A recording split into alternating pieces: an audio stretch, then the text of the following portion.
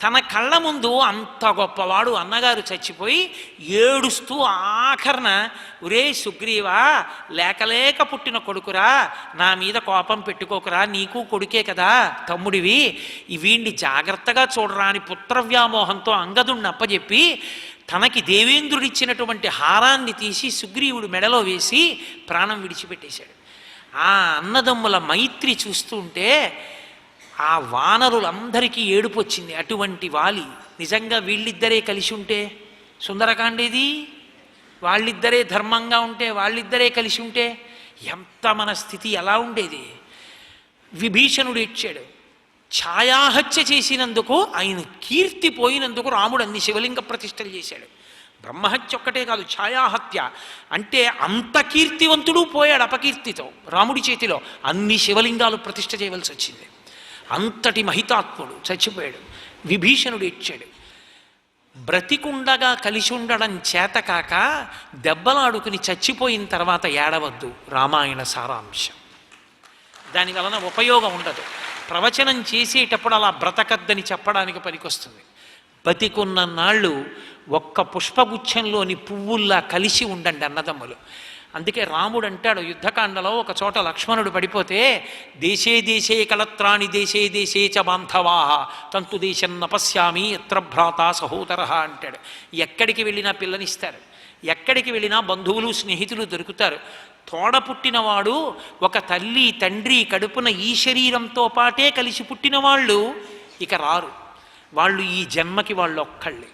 వాళ్ళే నా తమ్ముడు అని పరిచయం చేస్తే వాడే, మా అక్క అంటే అదే, మా చెల్లి అంటే అదే. నాతో కలిసి పుట్టిన వాళ్ళు వాళ్ళే. నాకు అక్క అయ్యేవాళ్ళు, తమ్ముడు అయ్యేవాళ్ళు, అన్న అయ్యేవాళ్ళు ఉండొచ్చు, కానీ ప్రధాన స్థానాలు అవి రక్త సంబంధం. కాబట్టి రామాయణ సారాంశం ఒక్కటే.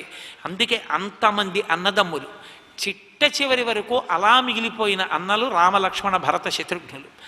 ఆఖరణ కొడుకులకి పట్టాభిషేకం చేసి అవతార పరిసమాప్తి చేసేసిన ముందు తమ్ముడు వెళ్ళిపోయారంతే అందరూ.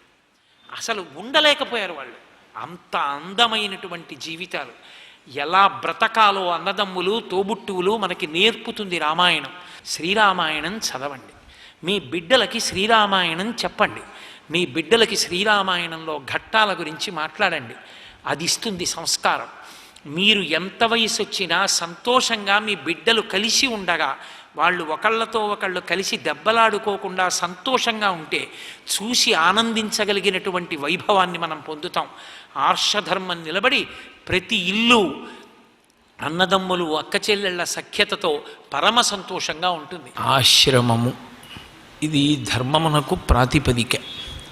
సనాతన ధర్మము అని పేరు మన విశ్వాసమునకు. అది ఎప్పుడు ప్రారంభమైంది అంటే ఎవరికీ తెలియదు. అందుకే సనాతనము అన్నారు. సనాతనము అన్న మాట ఎవరికి అన్వయం అవుతుందంటే ఈశ్వరునకు అన్వయం అవుతుంది. ఈశ్వరుడు ఎప్పుడున్నాడు? పూర్వజ. అన్నీ ఎప్పుడున్నాయని నువ్వు అనుకుంటున్నావో దానికన్నా ముందు ఆయన ఉన్నాడు. కాబట్టి ఈశ్వరుని యొక్క ఆది తెలిసిన వాడెవరూ లేడు. అటువంటి ఈశ్వరుడు ఎప్పుడు ఉన్నాడని మనం అనుకుంటున్నామో అప్పుడు ఆయన ఊపిరి ఉన్నది. అలాగే ఈశ్వరుడు, ఈశ్వరుని యొక్క ఊపిరి, ఈ రెండిటికీ బెహం ఉండదు. నేను ఊపిరి తీయకపోతే మాట్లాడలేను. ఊపిరి తీసి ఆ తీసిన ఊపిరిని ఖర్చు పెడుతూ మాట్లాడతాను. తీసేటప్పుడు మాట్లాడలేరు ఎవరు. తీసిన ఊపిరిని ఖర్చు పెడుతూ మాట్లాడాలి. పరమేశ్వరుడు కూడా మాట్లాడాడు. ఆయన నోటి వెంట వచ్చినటువంటిదే వేదం.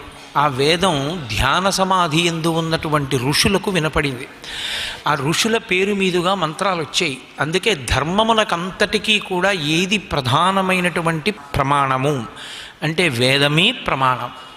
ఆ శృతి, స్మృతి, పురాణము, శిష్టాచారము, దానితో పాటుగా ఐదవది అంతరాత్మ ప్రబోధము. ఈ ఐదే ప్రమాణాలు. ఇక ఆరవ ప్రమాణం లేదు. చిట్ట చివరి ప్రమాణం ఇది అంటే లోకంలో అంతరాత్మ ప్రబోధం. మొట్టమొదటిది శృతి. వేదం ఏం చెప్పిందో అదే ప్రమాణం. వేదం ఏం చెప్పిందో అదే ధర్మం. ఎవరు చెప్పినా ధర్మం కాదు, ఒక్క వేదం చెప్పిందే ధర్మం అవుతుంది. ఎందుకంటే వేదము ఈశ్వరుని యొక్క ఊపిరి కనుక. శృతి తరువాత స్మృతి. స్మృతి అంటే వేదంలో ఉన్నటువంటి మంత్రభాగాన్నంతటినీ తీసి ఒక్కొక్క ఋషి తన పేరు మీద క్రోడీకరించాడు. యాజ్ఞవల్క్య స్మృతి, గౌతమ స్మృతి, అత్రి స్మృతి అలా వచ్చాయి. అవి స్మృతి అంటారు. శృతిని స్మృతి అనుసరిస్తుంది. అందుకే శృతేరివార్ధం స్మృతిరన్వచ్చత్ అంటారు. సర్వం శ్రీ ఉమామహేశ్వర పరబ్రహ్మార్పణమస్తు. స్వస్తి.